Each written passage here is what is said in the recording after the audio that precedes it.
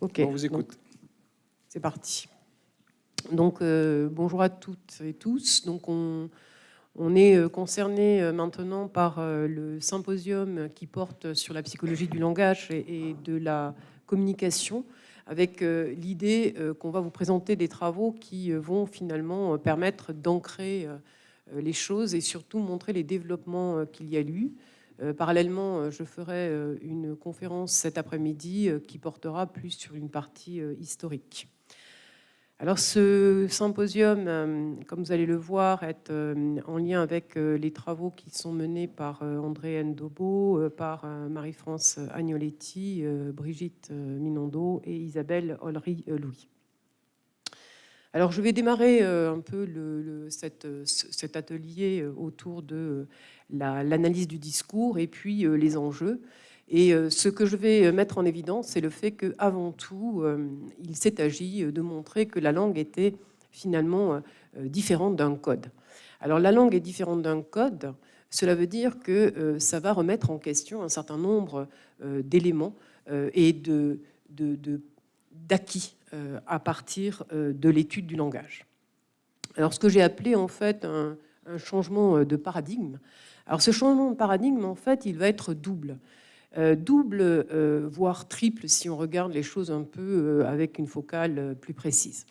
Alors ce changement de paradigme, tout d'abord, c'est une rupture avec tous les travaux qui vont porter en psychologie sociale, particulièrement sur le changement d'attitude et la communication persuasive. Alors ça, on va le voir aujourd'hui dans ce symposium. On était sur un paradigme qu'on appelle EMR, émetteur, message, récepteur, et cela a amené à travailler déjà chaque point de cette ligne en travaillant sur, évidemment, vous connaissez, je pense, ces travaux, sur la crédibilité, sur la structure du message avec des effets de cadrage, hein, et sur le récepteur avec notamment la théorie de l'inogulation ou de l'appel à la peur. Et en fait, ce qui va se passer, c'est que ce renversement de paradigme, ça va se traduire par le fait qu'on va mettre le sujet en position d'émetteur. Et donc, le langage va devenir variable dépendante. Ça, c'est un changement radical. Ça veut dire qu'en fait, on va faire parler l'individu, et bien évidemment, avec tout ce qu'on va voir par la suite, cette analyse qui va nous amener finalement à travailler sur du langage et donc à travailler sur ce qu'on va appeler les traces langagières ou tout simplement les indicateurs langagiers. Deuxième chose, deuxième rupture avec la linguistique et notamment la linguistique sémantique, si on remonte aux travaux de Saussure, structurale avec Chomsky ou fonctionnaliste avec Jacobson. Donc un ensemble finalement de travaux qui vont travailler plus sur la langue que sur la parole, ou plus exactement le discours, puisque le discours, ça n'est ni plus que la parole mise en mots dans une situation particulière.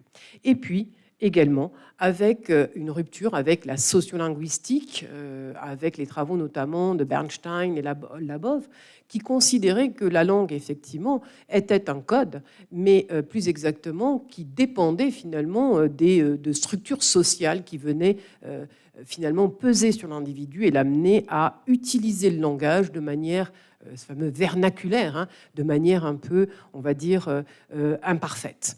Et puis l'analyse de contenu, avec notamment Berelson et Lazarsfeld, avec l'idée qu'on accède au contenu, tout simplement. L'analyse de discours, c'est tout sauf du contenu. C'est autre chose. Voilà ce qu'on va voir. Alors le langage n'est pas un reflet de la pensée, bien évidemment. Le langage, en fait, est une attitude. Et dans le langage, on va retrouver l'attitude du sujet qu'on va mettre en position d'émetteur, comme je vous l'ai dit. Et donc cet objet d'attitude, on va le retrouver, c'est notamment les travaux et les réflexions de Beauvois-Guiglione dans leur thèse d'État, précisément, et qui va montrer que, en fait, il n'y a plus de différence entre le discours et l'attitude du sujet. C'est-à-dire que l'attitude du sujet est dans le discours et le discours est attitude. Et donc, enfin, ça va nous amener, peut-être mon défilé n'est pas tout à fait exact, ça va nous amener à travailler sur la structuration du discours, comment finalement cette structuration renvoie à ce qu'on peut appeler, eh bien là c'est ce qui va être travaillé dans ces recherches-là, va nous amener à travailler sur ce qu'on peut appeler la force d'une attitude, et plus exactement le fait qu'elle soit extrémisée ou médiane, et là je vais y revenir. Et donc on va travailler sur, bien évidemment, la structuration du discours, le système d'énonciation, et puis aussi maintenant on commence à travailler sur ces fameux champs sémantiques, et je vais vous montrer l'articulation. Alors tout d'abord, comment présenter les choses? On considère au centre de ma bulle que le discours, c'est la trace d'une activité cognitive. Donc la trace d'une activité cognitive, ça veut dire que l'individu va construire une réalité, on va appeler ça un monde, et je vais vous expliquer la théorie d'Intica sur les mondes. Deuxièmement, c'est la marque d'une attitude langagière, c'est-à-dire un rapport au monde que va réaliser le sujet. Et enfin, ça va ancrer une référence dans ce monde. Bien évidemment, cela se fait, et je vais en parler cet après-midi plus longuement, dans le cadre de la théorie du contrat de communication, et notamment, ça va être développé par Marie-France Agnoletti et par Brigitte Minondo-Carrade. Alors, ce qu'on peut dire, c'est qu'il y a 3 mondes construits dans la théorie des programmes cognitivo-discursifs et qui s'appuie évidemment sur la logique d'Intica, qui est un philosophe. Donc, il y aurait dans l'idée 3 types de mondes. Un monde que l'on peut appeler réel, dans lequel l'individu va se retrouver. C'est un monde dans lequel je sais. Alors, je vous développerai ça cet après-midi, mais en gros, l'individu est dans un monde de savoir. Il n'y a qu'une seule réalité possible à l'exclusion de tout autre. Ça veut dire que finalement, l'individu ne conçoit que cette réalité. Deuxièmement, un monde qu'on va dire en construction, et je dirais même mieux en co-construction. C'est-à-dire qu'en fait, je vais expliquer ce qu'est mon monde à quelqu'un d'autre. Donc je vais entrer finalement dans mon discours sa propre attitude et son propre univers de représentation, je dirais aujourd'hui. Et enfin, la troisième chose, c'est un monde possible. Un monde possible, cela veut dire qu'il y a un ensemble de mondes alternatifs possibles et je me positionne dans un de ces mondes alternatifs. Et donc, du coup, le discours va prendre en compte ces éléments-là et on va retrouver des traces langagières. J'en arrive à ces traces langagières. Tout d'abord, la première chose que l'on peut dire, c'est qu'il y aura donc une réalité affirmée, une réalité à construire et une réalité comme univers possible. Et on va commencer par le premier niveau qui nous intéresse à partir d'Intica, le reste étant développé par les programmes argumentatifs et Giglione et collaborateurs, c'est qu'il va y avoir une relation du locuteur au monde construit. Donc soit on est dans une modalité de savoir ou des nécessités, c'est la réalité affirmée, et donc là on va retrouver des traces langagières. Vous voyez, il n'y a pas de contenu, c'est des connecteurs, donc des joncteurs ou des connecteurs, addition ou absence de joncteurs. Réalité à construire avec une modalité qui est plutôt le savoir et la nécessité, puisqu'on est convaincre l'autre, et donc des connecteurs de cause, concessifs, conditions, et enfin une réalité comme univers possible où on aura différentes, là aussi, possibilités, et on est bien dans une modalité de croyance avec des connecteurs de comparaison et d'opposition. Maintenant que vous avez compris la logique, je vais la redécliner sur un deuxième niveau, c'est la construction du monde où s'inscrit la référence. Et donc ce monde dans lequel s'inscrit la référence est plus ou moins vrai. Et donc on va retrouver les modalisations. Les modalisations, ça va être peut-être, il est possible que, je crois que. Et enfin, dernière chose, la construction de la référence dans ce monde. Et là, c'est ce qui va m'occuper moi. C'est-à-dire comment finalement je mets en scène ce référent, et notamment ce qu'on peut appeler la présupposition d'existence avec les déterminants, un déterminant défini versus indéfini.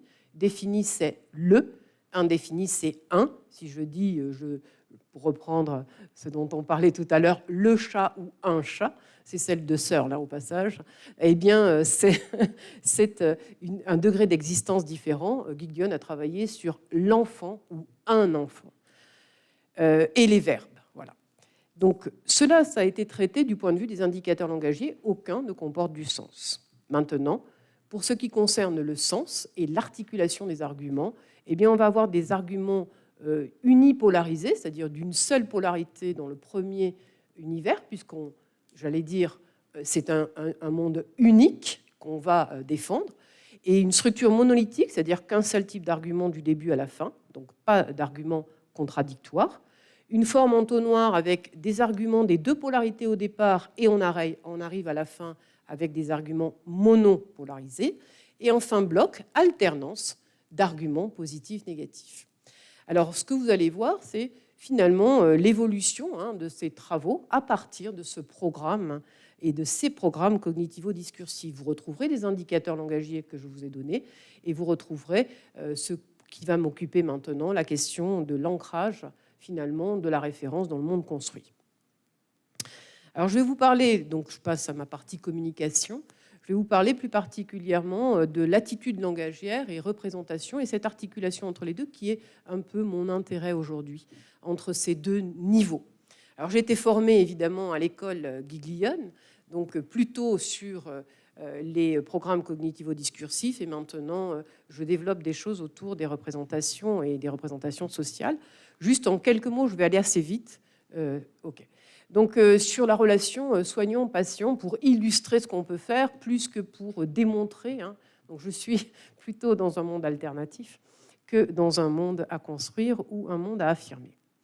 Alors, c'est simplement rapidement, c'est une étude qu'on a menée à l'hôpital qui s'appelle l'étude de relations soignant-patient, avec la question de l'évolution de l'organisation du travail, pour revenir à ce qui a été dit préalablement dans la conférence précédente. En gros, on va dire que l'évolution du travail fait que aujourd'hui, il y a des changements organisationnels majeurs à l'hôpital. Alors, je vous passe le plan hôpital et la T2A, la tarification à l'acte, qui ont changé finalement la représentation que les soignants ont de leur travail. On s'est intéressé plutôt à la prise en charge des patients, puisque c'est le cœur de l'activité. C'est ce qu'on pourrait dire même être lié à l'activité critique. Tout ça a des effets sur la santé mentale. Moi, je me suis intéressée plutôt à la question de l'évolution de cette représentation, en quelque sorte, de la relation soignant-patient. Alors, on a interrogé 34 soignants, des soignants qui mettaient, alors qu'on a interrogé par entretien, pour lesquels on leur a demandé de repérer et de nous dire quelle importance ils accordaient à la relation soignant-patient. Et donc, cette importance, pour nous, c'est l'attitude. Est-ce que, finalement, ils sont dans une attitude qui est centrale versus périphérique?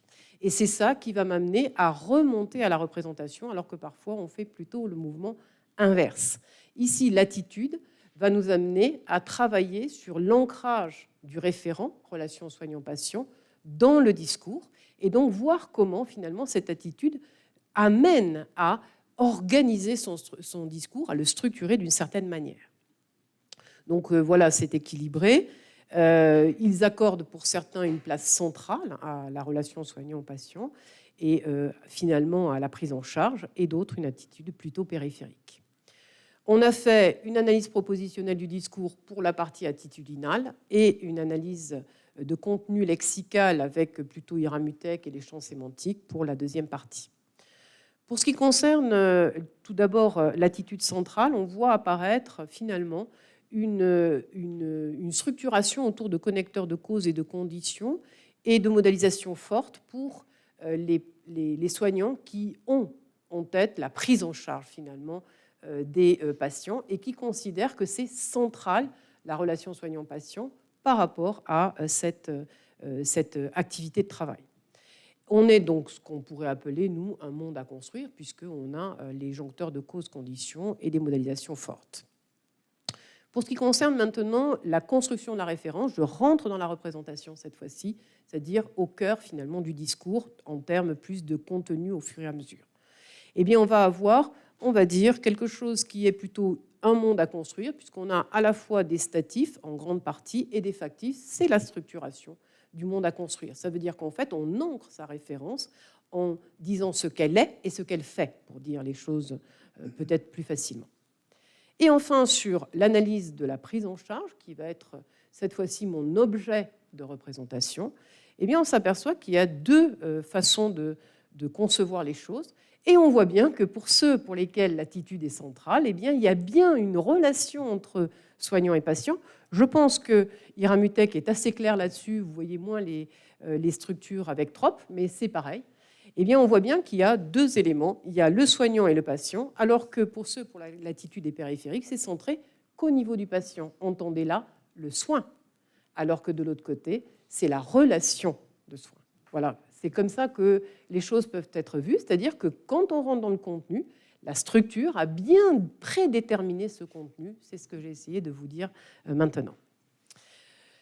Donc voilà, la conclusion pour ce qui me concerne, c'est qu'on va s'interroger sur cette fameuse attitude, et c'est ce qui nous amène aujourd'hui à présenter ces différentes interventions. Et on va démarrer par Marie-France Agnoletti.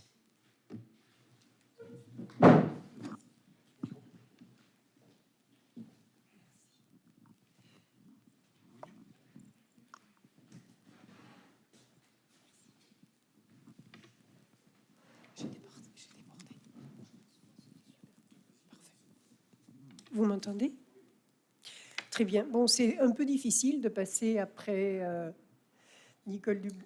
C'est un peu difficile de passer après Nicole Dubois tout à l'heure, Edith maintenant, mais je vais quand même essayer de tenir le rang dans la mesure du possible.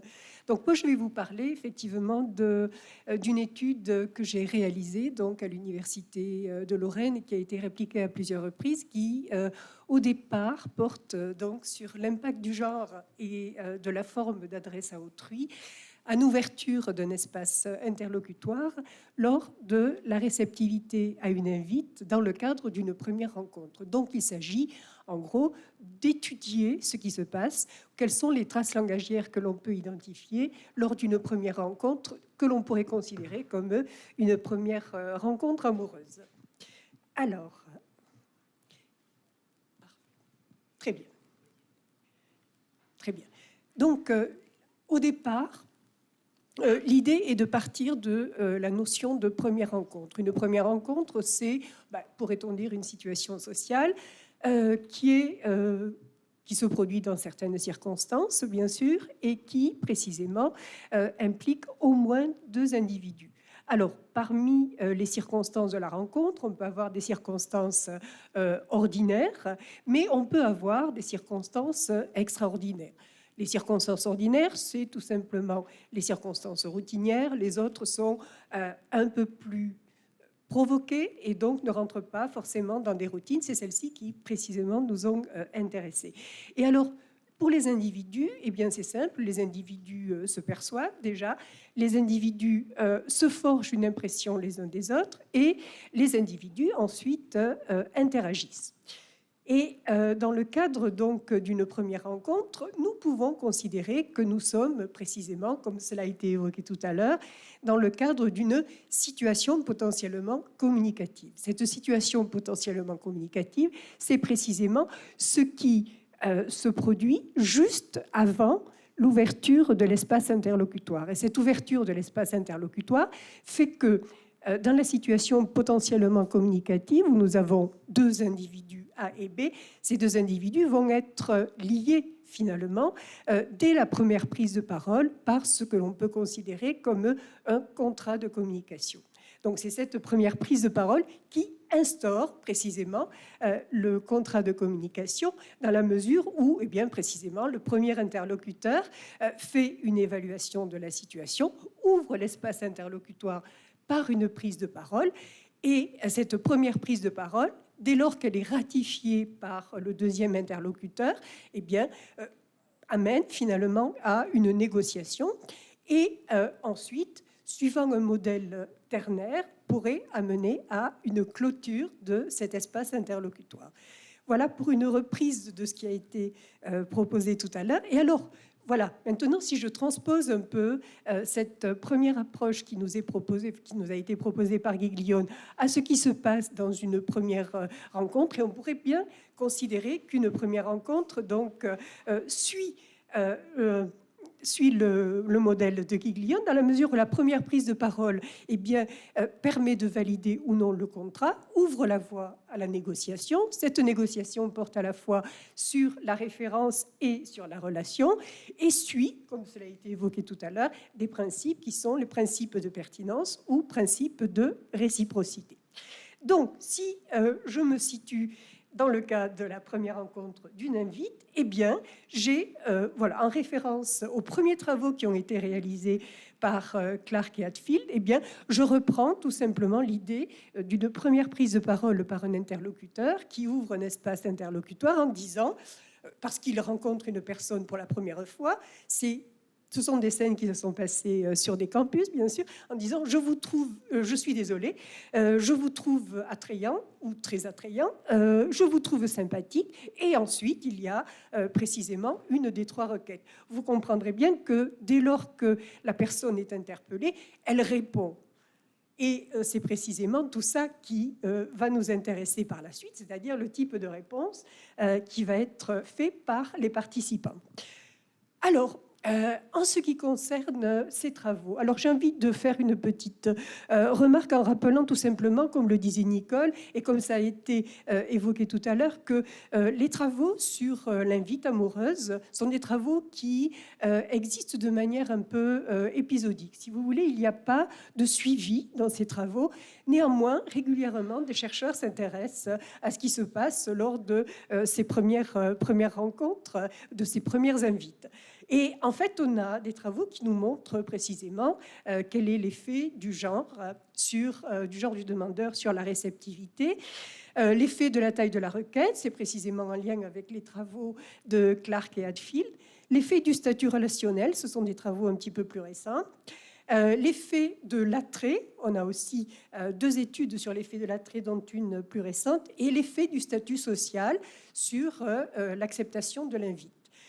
Mais dans la plupart de ces travaux, c'est ce que je vais faire aussi, mais dans la plupart de ces travaux, on n'obtient, si vous voulez, que des résultats, j'ai envie de dire, de nature, alors c'est très caricatural, mais des résultats de nature quantitative. Très peu d'auteurs se sont intéressés à ce qui se dit, comment c'est dit, et finalement ce que les réponses peuvent traduire. Et c'est un petit peu pour ça que vraiment notre objectif était de valider les travaux antérieurs, les mesures antérieures, en mettant l'accent sur des marqueurs langagiers qui permettaient de mesurer l'effet du genre, qui permettaient d'introduire l'effet des modalités d'entrée en contact, parce que cela n'a pas non plus été étudié, et l'effet du genre sur les modalités d'entrée en contact. Alors, très rapidement, ça s'est passé à l'Université de Lorraine. Il y avait 190 hommes et 190 femmes. Nous avons principalement des étudiants, bien évidemment, qui sont âgés de 18 à 33 ans. Nous avons 2 variables indépendantes et 2 variables dépendantes, mais ça vous parlera peut-être davantage si je vous montre précisément le matériel que l'on a utilisé, parce que je devrais dire que dans les différentes études, et c'est ça aussi qui est intéressant, dans les différentes études qui ont été réalisées, les chercheurs n'utilisent pas tous la même manière d'entrer en contact ou de modérer, si vous voulez, cette entrée en contact. Dans certaines études, ça se fait, celle de Clark et Hadfield, ça se fait directement par des étudiants. Pour d'autres, ça se fait alors en utilisant une méthode qui est la méthode des vignettes, et pour d'autres encore, en leur demandant d'imaginer la situation dans laquelle, voilà, une personne qui a telle caractéristique viendrait vous demander si vous êtes disponible pour aller boire un verre ce soir ou autre chose, parce qu'effectivement, il y a différentes propositions. Alors, les 2 exemples que j'ai donnés donnent, dans un premier temps, une manière d'entrer en contact que l'on a considérée comme familière, et dans le deuxième cas, c'est une manière d'entrer en contact qui est polie. Bien, alors, les résultats, bon, je donne les résultats, le tableau des résultats chiffrés, mais ce qui va être peut-être plus intéressant, c'est ce qui va apparaître juste après. Donc, on a, comme dans la plupart des études, un effet principal du genre de l'initiateur de l'invite sur l'acceptation. Et ce sont précisément les hommes qui sont les plus enclins à aller à un rendez-vous avec une femme, ils sont les plus enclins à aller à l'appartement avec une femme, et ils sont les plus enclins aussi à coucher.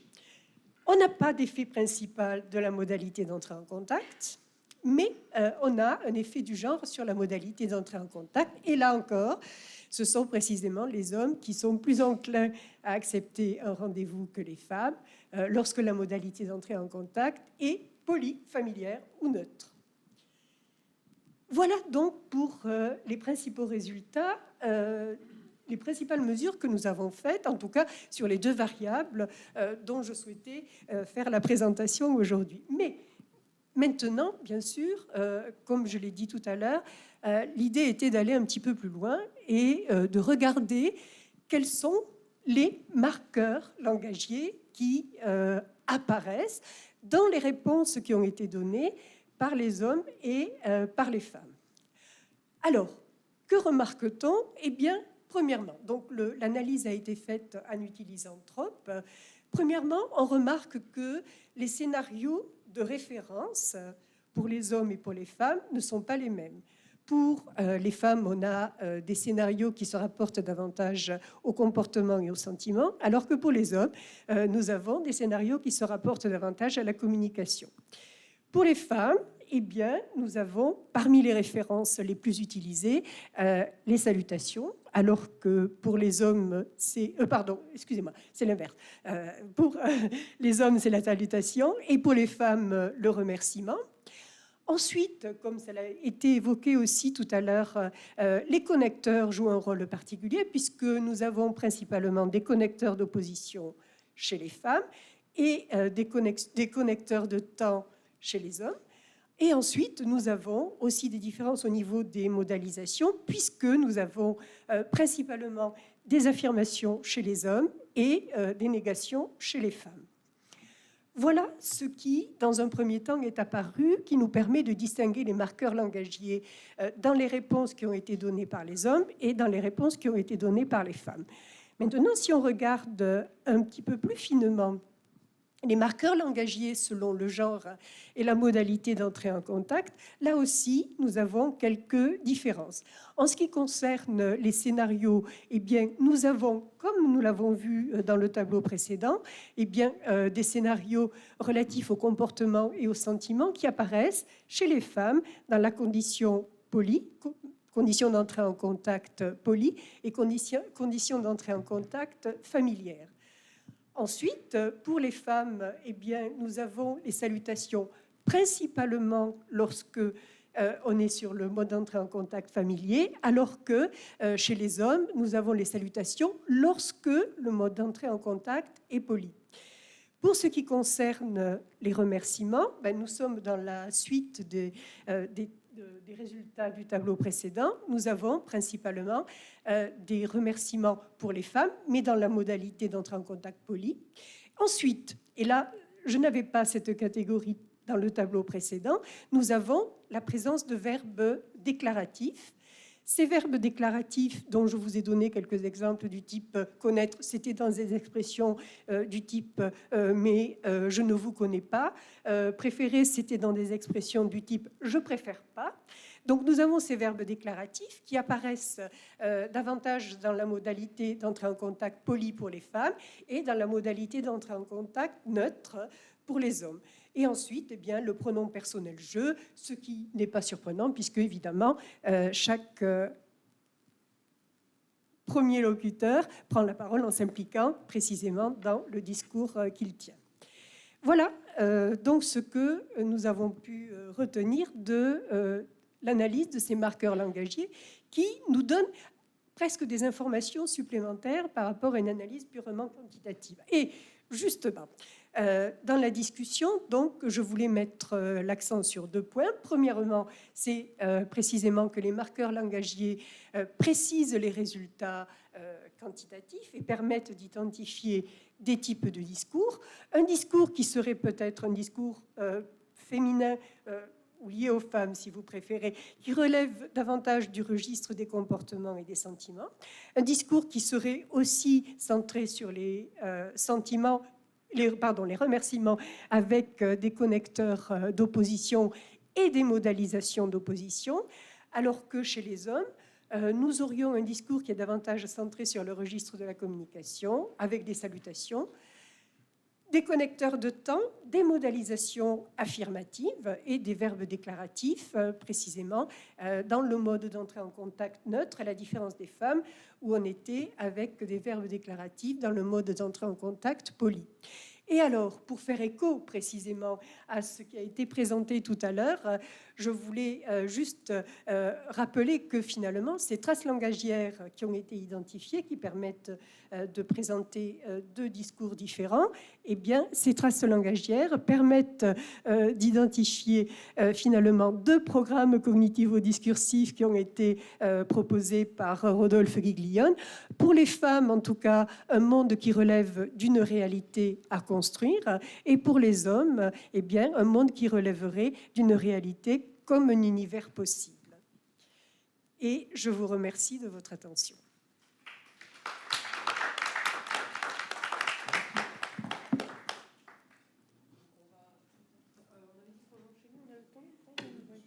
Alors on va peut-être... On a encore une demi-heure, donc ça va être très juste. Donc ce que je vous propose, c'est qu'on passe aux questions à la fin. On avait plus ou moins aperçu comme cela. Très bien. Donc on va entendre Brigitte Minongo-Carafort.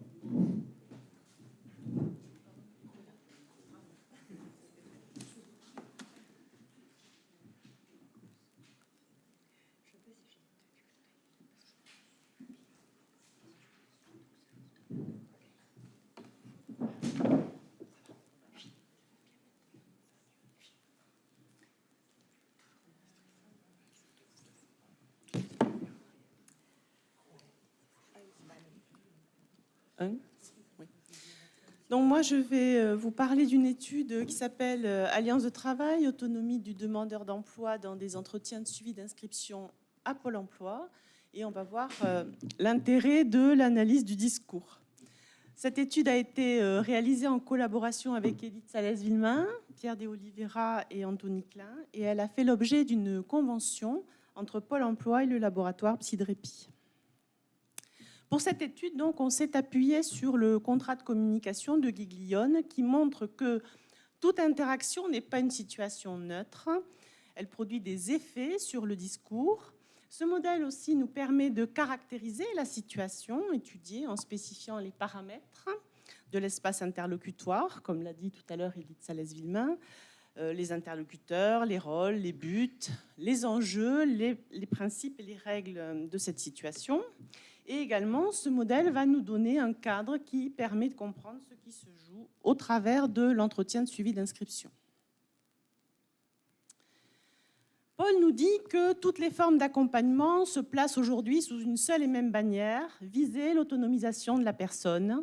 Et donc, l'objectif dans cette étude, c'est d'analyser l'ancrage du demandeur d'emploi au niveau du discours dans une première partie, et puis aussi au niveau de l'interaction selon le type de locuteur, soit le demandeur d'emploi, soit le conseiller en évolution professionnelle, de façon à pouvoir appréhender l'autonomie du demandeur d'emploi dans cette situation.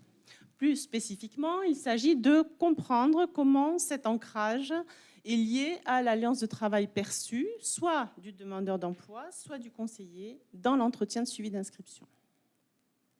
L'entretien de suivi d'inscription, on peut penser que c'est un prédiagnostic de la situation du demandeur d'emploi, dans le sens où le conseiller réalise une modélisation du demandeur d'emploi, et cette modélisation, elle est basée sur l'autonomie de ce demandeur d'emploi.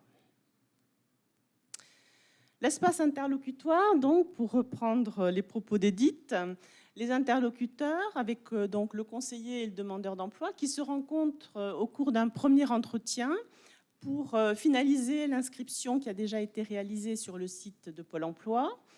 Ils ont bien évidemment chacun des rôles. Le conseiller, c'est le professionnel qui représente donc le prestataire de service, Pôle emploi, et le demandeur d'emploi, c'est le bénéficiaire. On est donc dans une relation de service, comme l'indique Bobillier-Chaumont. Plusieurs objectifs dans cette situation. Le conseiller doit recueillir des informations personnelles sur le demandeur d'emploi. Il doit également donner des informations concernant les outils qui sont disponibles à Pôle emploi pour le demandeur, le fonctionnement de la prestation, et également rappeler au demandeur d'emploi ses droits et aussi ses devoirs. Plusieurs enjeux. Il s'agit de déterminer l'offre raisonnable d'emploi qui correspond en fait au métier sur lequel va pouvoir ensuite postuler le demandeur d'emploi ou bien simplement se former, ce demandeur d'emploi, avant de postuler. Deuxième enjeu, inscrire le demandeur d'emploi dans une des modalités d'accompagnement proposées par Pôle emploi. Il y en a 5. Suivi guidé, renforcé ou global pour les demandeurs d'emploi des plus autonomes jusqu'aux moins autonomes et intensif jeune pour les demandeurs d'emploi de moins de 26 ans. L'entretien de suivi d'inscription respecte des principes et des règles et il initie, on va dire, une collaboration entre Pôle emploi, représenté ici par le conseiller, et le demandeur d'emploi.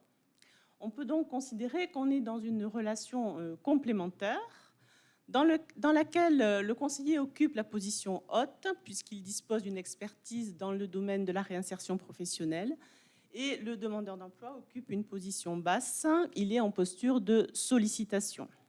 Attention toutefois, l'interaction ne peut fonctionner que si le demandeur d'emploi va ensuite accepter de coopérer avec le conseiller. Et cette coopération, on va la retrouver dans l'alliance de travail définie par Bourdin, qui renvoie à la façon dont chacun perçoit le travail qui est en train de se faire au cours d'un accompagnement. On a 3 sous-dimensions: l'accord sur l'objectif, l'accord sur les moyens pour atteindre cet objectif, et également la qualité de la relation entre les protagonistes de l'interaction. L'alliance de travail à Pôle emploi, on peut dire qu'elle s'actualise dans l'entretien de suivi d'inscription qui constitue le prémisse de l'accompagnement qui va ensuite être mis en place. Elle s'actualise au travers de la collaboration entre les protagonistes qui traduit la qualité de la relation, au travers de l'acceptation de l'offre raisonnable d'emploi, qui traduit ici l'accord sur le but à atteindre entre les protagonistes, et également l'acceptation de l'accompagnement, qui traduit, lui, l'accord sur les moyens, c'est-à-dire la façon d'atteindre le but.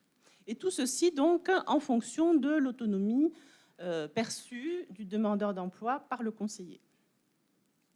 L'autonomie, c'est une notion complexe et située, dont la signification varie en fonction de la situation d'accompagnement, comme nous le dit Laurent. Et nous avons montré en 2020, dans des entretiens provoqués auprès de conseillers et de demandeurs d'emploi, que cette autonomie du demandeur d'emploi, qui est prônée par Pôle emploi, mais aussi par le conseiller, n'est pas effective dans les entretiens provoqués, recueillis auprès des conseillers. Qu'en est-il dans l'interaction des entretiens de suivi d'inscription? Eh bien, cette autonomie, si le demandeur d'emploi doit être autonome et si l'accompagnement proposé s'appuie sur l'identification de cette capacité par le conseiller, alors on peut penser qu'elle devrait s'exprimer au cours de l'entretien. C'est-à-dire que le conseiller devrait conduire le demandeur d'emploi à manifester son autonomie ou tout au moins sa capacité à être autonome. Concernant ces manifestations, l'initiative qui correspond à la place laissée par le conseiller au demandeur d'emploi ou prise par le demandeur d'emploi, qui peut être donc appréhendée au travers de l'occupation de l'espace interlocutoire ou encore la place allouée au demandeur d'emploi qui, elle, peut être appréhendée au niveau de la position actentielle. Soit le demandeur d'emploi se positionne en tant qu'actant, c'est-à-dire en tant que réalisant l'action, en tant que sujet du verbe, soit il se positionne en tant qu'acté, c'est-à-dire en tant que complément du verbe.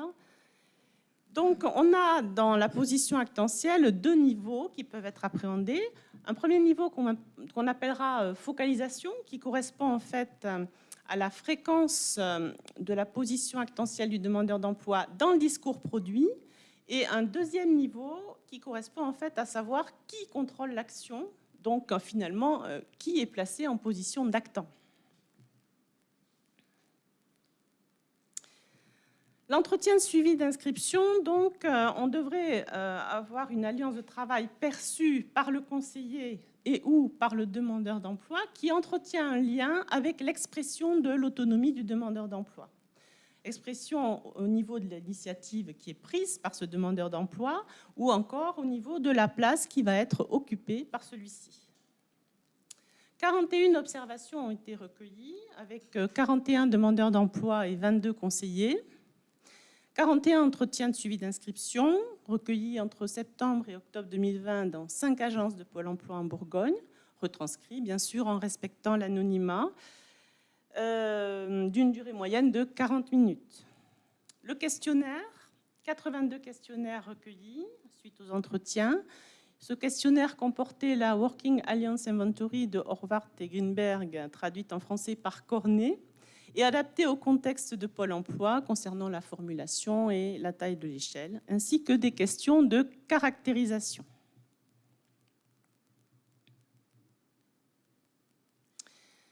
L'Alliance de travail, pour la mesurer, donc, les participants répondent après chaque entretien à l'inventaire d'Alliance de travail qui est composé de 32 items et d'une échelle en 5 points qui va de pas du tout d'accord à tout à fait d'accord. On a donc un score global à l'échelle et 3 scores pour les sous-dimensions.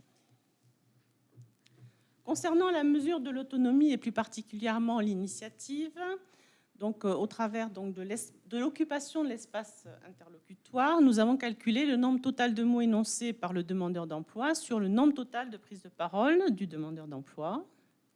Et pour la place occupée, on s'est attaché à la position actentielle en termes de focalisation, comme je vous l'ai expliqué tout à l'heure, qui est calculée sur le nombre total d'actants ou d'actés relatifs aux demandeurs d'emploi, sur le nombre total d'actants et d'actés relatifs aux demandeurs d'emploi et aux conseillers, ou bien la position actentielle qui relève du contrôle, qui renvoie au contrôle de l'action, sur le nombre total, calculé par le nombre total d'actants ou d'actés relatifs aux demandeurs d'emploi selon le locuteur, sur le nombre total d'actants et d'actés relatifs aux demandeurs d'emploi. Pour les résultats, nous avons réalisé des analyses de corrélation. Dans ces analyses de corrélation, l'alliance de travail perçue par le conseiller entretient effectivement un lien avec l'ancrage de l'autonomie du demandeur d'emploi dans les entretiens. Par contre, l'alliance de travail perçue par le demandeur d'emploi n'entretient aucun lien avec l'ancrage de son autonomie. Alors, ça peut paraître un peu surprenant. Plus précisément, quand on regarde le score global à l'alliance de travail perçue, eh bien, cette alliance de travail perçue par le conseiller, on voit qu'elle entretient une relation positive avec la prolixité du demandeur d'emploi, avec le fait que le demandeur d'emploi est plus souvent positionné en actant dans le discours, qu'il est moins souvent positionné en acté, qu'il se positionne lui-même plus souvent en actant et que le conseiller le positionne moins souvent en acté.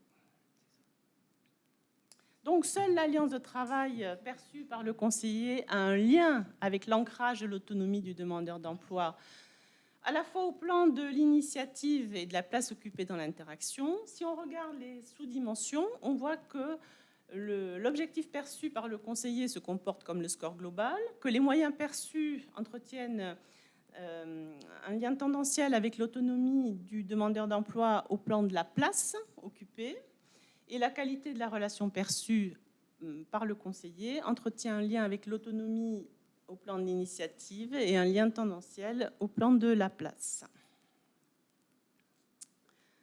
Donc, en conclusion, les effets de l'alliance de travail démarrent dès le premier entretien entre conseiller et demandeur d'emploi. C'est ce que nous montrent nos résultats. Le statut des interlocuteurs est effectivement essentiel dans cette relation de service. La manière dont le conseiller considère l'alliance de travail avec le demandeur d'emploi anime l'autonomie du demandeur d'emploi dans l'entretien. Et ces résultats confortent l'idée de l'importance du style de management du conseiller, dont nous avons déjà parlé dans les travaux de 2021, pour améliorer donc la prestation de service et favoriser l'expression de l'autonomie par le demandeur d'emploi. Voilà, je vous remercie de votre attention.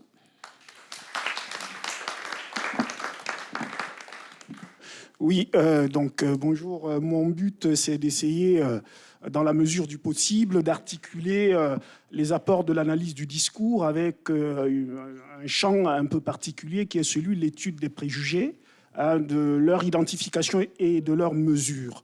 Alors évidemment, mon propos ne sera pas dans l'étude qui va illustrer mon propos, ne sera pas de travailler sur l'interlocution, quoi qu'on puisse la faire, hein, c'est-à-dire qu'on peut imaginer d'analyser une conversation entre un recruteur et un demandeur d'emploi, mais en l'occurrence ici, c'est plutôt la parole des recruteurs qui va être considérée.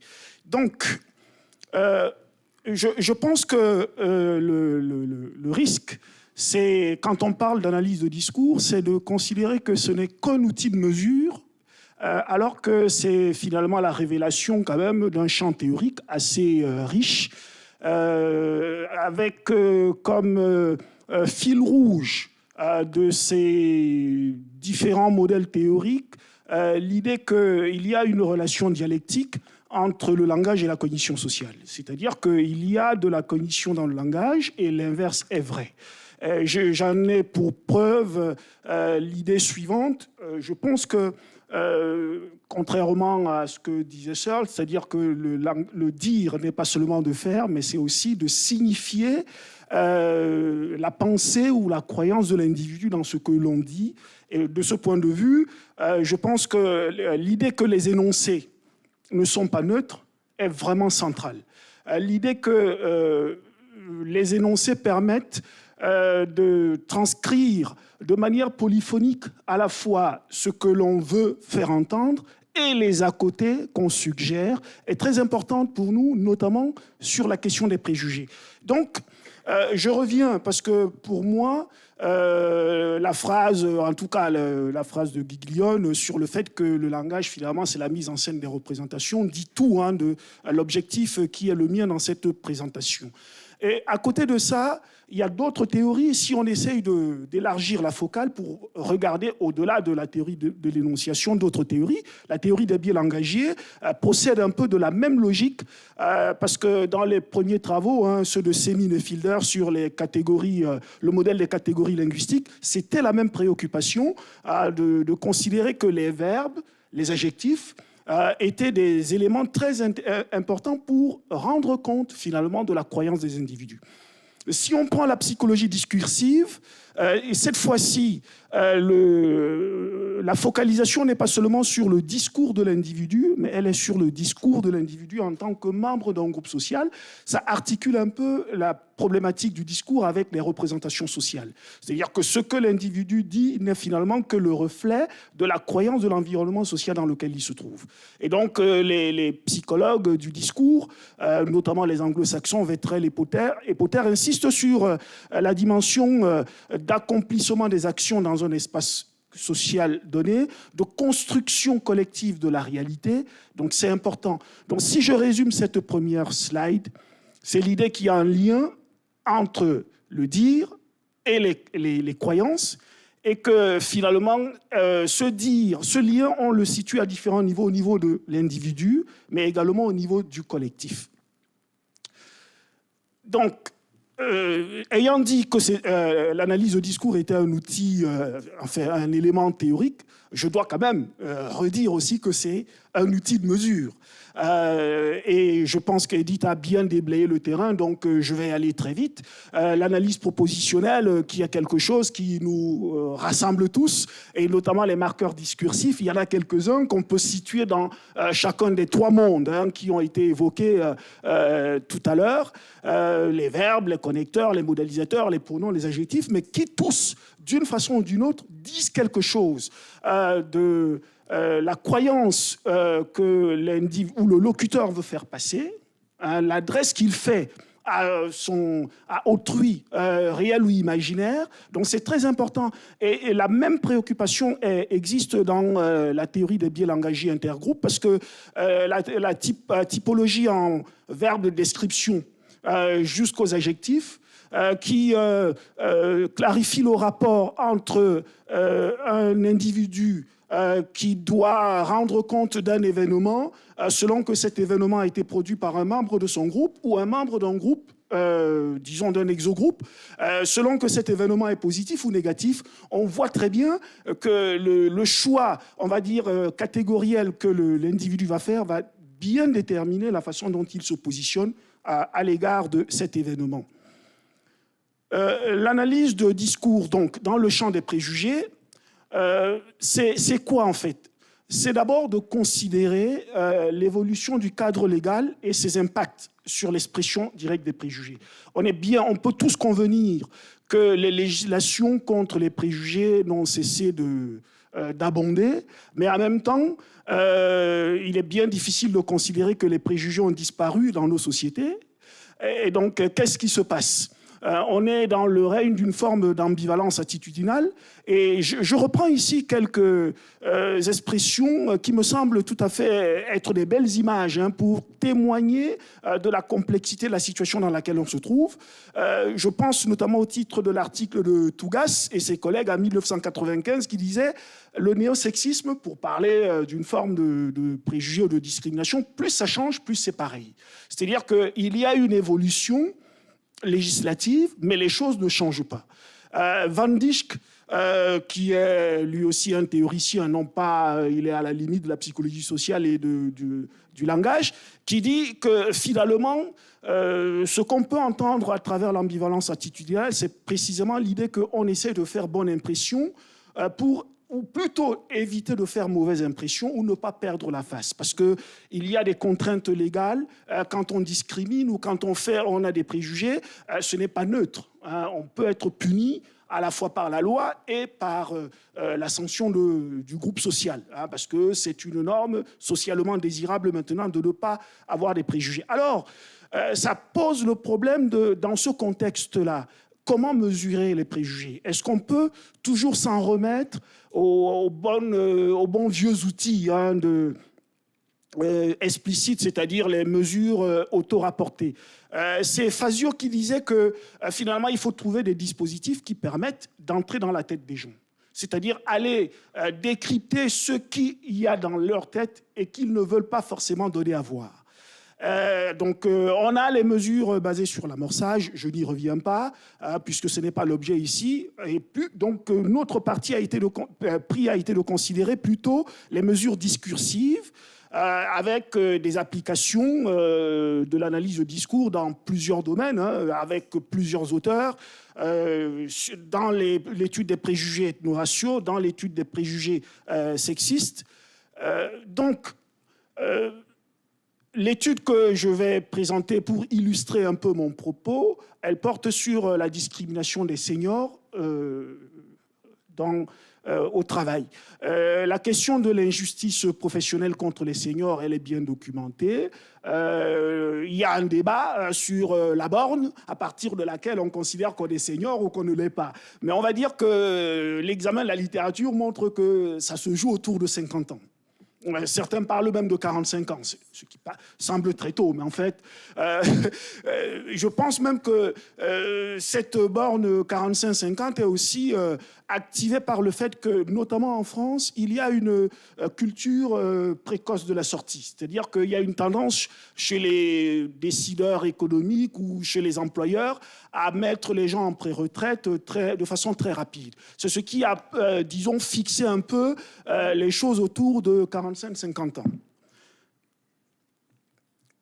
Alors, la recherche qu'on a réalisée avait un objectif, c'était évidemment d'examiner les mécanismes de la discrimination, de la stigmatisation des seniors au travail. On a pris 140 recruteurs des deux sexes, auxquels on a proposé un certain nombre de tâches à réaliser, notamment de dire la recrutabilité d'un candidat en utilisant évidemment une échelle de recrutabilité et puis un certain nombre de profils qui étaient extraits des travaux de Finkelstein.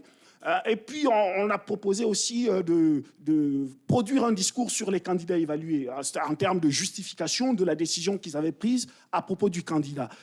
Et donc, l'hypothèse ici, je l'ai reformulée, c'était de montrer qu'il y avait un apport différencié selon le type de mesure que l'on considérait. En d'autres termes, on s'attend à ce que, lorsqu'il s'agit de mesures explicites, que l'inégalité entre les jeunes et les seniors soit moins forte, alors que le discours, l'analyse de discours va mettre en évidence le fait que c'est un leurre de croire qu'il y a une bienveillance à l'égard de la catégorie des seniors.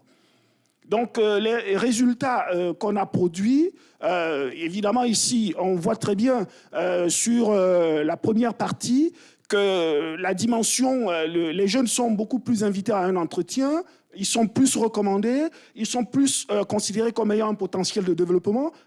À l'inverse, en ce qui concerne la compétence, le dynamisme et la stabilité professionnelle, toutes caractéristiques qui sont considérées comme des caractéristiques valorisées dans la relation au travail, il n'y a pas de différence entre les jeunes et les vieux. Donc on pourrait se baser là et dire que finalement les choses vont plutôt dans le bon sens. Or, pour les mêmes participants, quand on analyse les discours, on se rend compte qu'il y a plus de référents positifs que négatifs pour les jeunes, plus de référents négatifs que positifs pour les seniors, qu'il y a plus de modélisateurs de doute pour les seniors, plus de verbes déclaratifs pour évidemment justifier la décision que l'on a prise, et plus de modélisateurs d'intensité dans le discours qui est produit pour les seniors que pour les jeunes. Donc, qu'est-ce que ça nous dit, ces résultats? Ça nous dit ce que j'avais anticipé, c'est-à-dire qu'il y a une nécessité, notamment pour l'étude des préjugés, dans un contexte, je répète encore, légalement contraignant, de recourir à d'autres formes de mesures si on veut vraiment mesurer et identifier les préjugés. Et donc, il y a quelques verbatims que j'ai produits là, où il y a une prédominance du « oui, mais », il y a une prédominance de « il est trop vieux », il y a une prédominance de « il a certainement des compétences requises, mais son âge est un frein ». C'est des choses qui se disent alors que c'est les mêmes participants qui avaient considéré qu'il n'y avait pas de différence en termes de compétences, de dynamisme entre les candidats qui avaient 50 ans et les autres. Donc, ce que je propose comme perspective, puisqu'on est ici dans une logique un peu d'approche historique, c'est d'essayer de dire que, peut-être aussi pour convenir avec la demande dans la production scientifique de mesures quantitatives, que l'on fasse un effort pour trouver des indicateurs qui sont plus ou moins mieux acceptés que seulement Iramutech ou l'analyse propositionnelle du discours. C'est en tout cas une des propositions que je fais pour les gens qui travaillent dans ce domaine. Qu'on essaye de ne pas sous-estimer la part, on va dire, très quantitative, très expérimentale de la mesure discursive, si on veut que cette affaire survive. Parce que le problème qui se pose, c'est souvent qu'on nous dit mais finalement, c'est très qualitatif, c'est plus interprétatif. Il n'est pas certain que deux auteurs qui produisent des données discursives aboutissent au même résultat. Donc, l'effort qu'on doit faire, c'est d'essayer d'évoluer vers quelque chose qui est plus stable. Je vous remercie.